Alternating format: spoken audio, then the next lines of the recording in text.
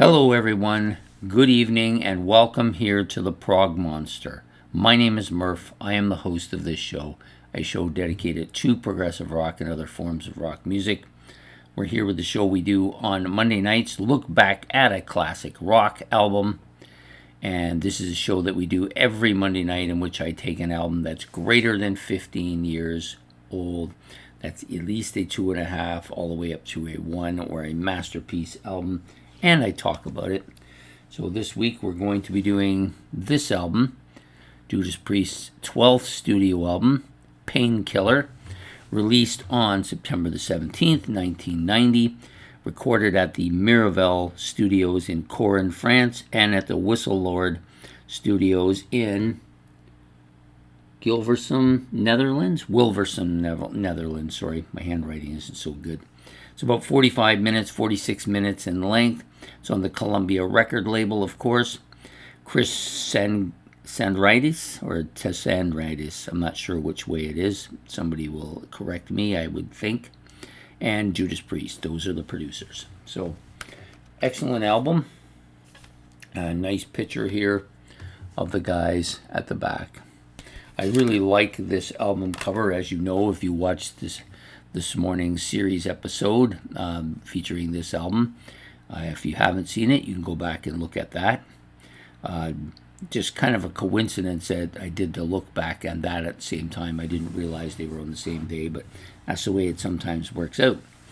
So, playing on this album, of course, is Rob Halford on vocals, Glenn Tipton on guitars, k.k.downing also on guitars, Ian Hill as the bass player, but not actually playing on the album, and Scott Travers on drums, as well as Don Airey, who plays keys on Touch of Evil and Living Bad Dreams, which is not, I believe, on here.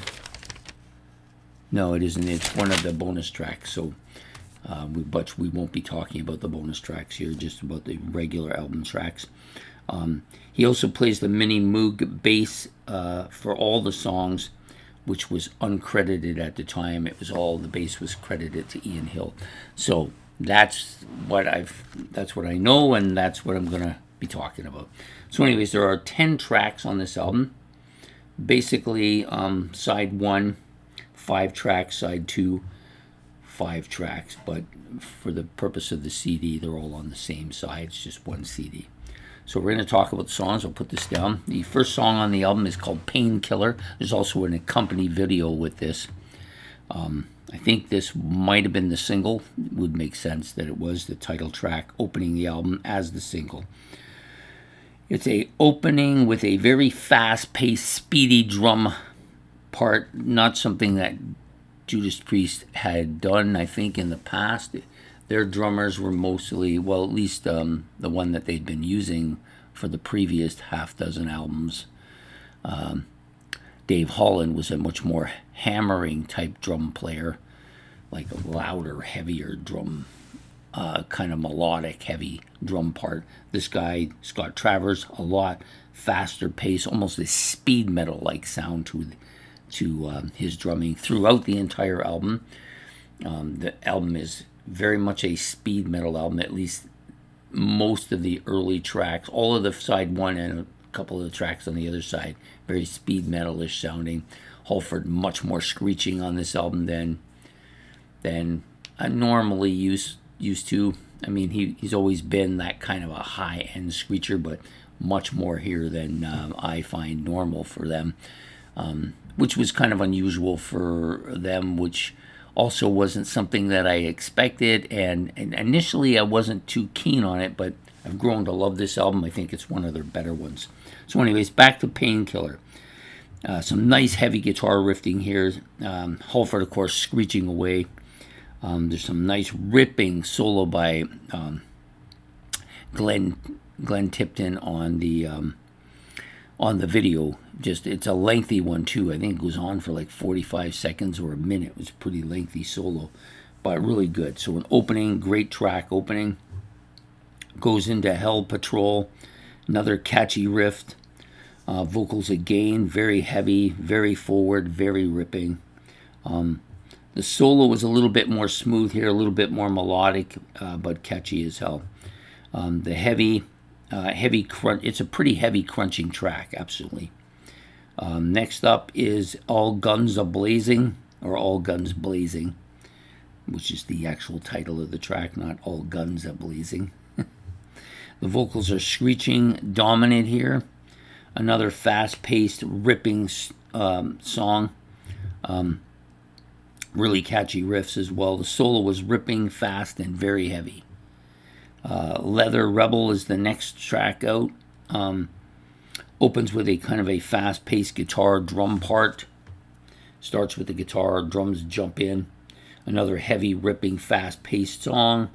The vocals are a little bit more deep on this particular track and a little bit more forward than normally, I think. It's a more melodic guitar solo, though. The guitar solo isn't nearly as fast or ripping or as screeching as the previous ones. And there's a second guitar solo that comes in at some point, so both guys are soloing. A pretty good song. I like this song quite a bit, too. The last song on side one, or the fifth song on the album, is Metal Meltdown. Opens with a fast, ripping solo. It comes out of the gate with this fucking crazily ripping solo. It's a fast-paced, ripping riff that comes along too. Very beefy. The vocals are screeching, but catchy. I find them catchy.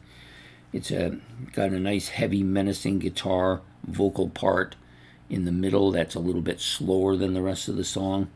And then it has this nice, distorted, kind of ripping guitar solo at the end as well. Not one of my favorite tracks, probably one of my least favorite tracks on the album, but still really good, really good. Now we get into the other side, or the second side of the album. This side, I think, is better overall than the first side, and the first side is really good. So this starts out with Nightcrawler, melodic, slow, distorted guitar opening. Then you get this kind of fast-paced track. The vocals are high-pitched, heavy, screeching. And then you got a nice, catchy riff, slow, melodic, distorted, kind of whispery part towards the back half of the song. This is my favorite track on the album. Like this a lot. Think it's killer. I do like some of the other tracks. Pretty close, but I think this one, if gun to head, I would choose this one. Between the Hammer and the Anvil, distorted, heavy, beefy opening. Very heavy metal sound. Like this is this crunching heavy metal sound. The vocals are deeper but heavier, maybe stronger, maybe more frontal. I find I don't know if he's actually more frontal or just that his voice, when it was deeper, tends to carry better or seems more forward. I think that's probably more like what it is. It's got a nice ripping high-end solo, classic Priest sound to this particular solo. I would say this is the closest to the original Priest sound of the first 7 tracks on the album. Then you get the Touch of Evil, which is next. Probably my second favorite, or at least in the running for second favorite song on the album. Touch of Evil opens with a bell, which I guess is the Touch of Evil. Nice heavy riff here. The vocals have a heavy, but as kind of a synthesizer. There's a kind of a synthesizer feel to the vocals. I don't know if they're feeding him his vocals through a synthesizer, or the synthesizer's playing behind his vocals and giving it that feeling. This song is more classic, heavy, kind of melodic, Priest sounding. So the last 2 tracks, between the Hammer and the Anvil and the Touch of Evil, very classic Priest sounding. The keys are up-tempo, strong on this track. Nice heavy solo at the end as well. Then you got Battle Hymn, which is the short, kind of less than a minute song. It's actually an instrumental. Got a kind of a distorted keyboard part here with the guitar, which is kind of melodic, kind of a build up to the next song, which is One Shot at the Glory, which ends the album. It's a nice ending to the album. I don't think it's their strongest song on the album.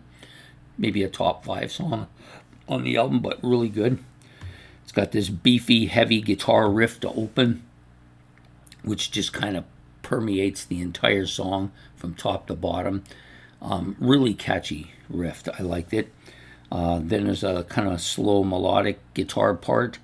The vocals are high end, again, screeching.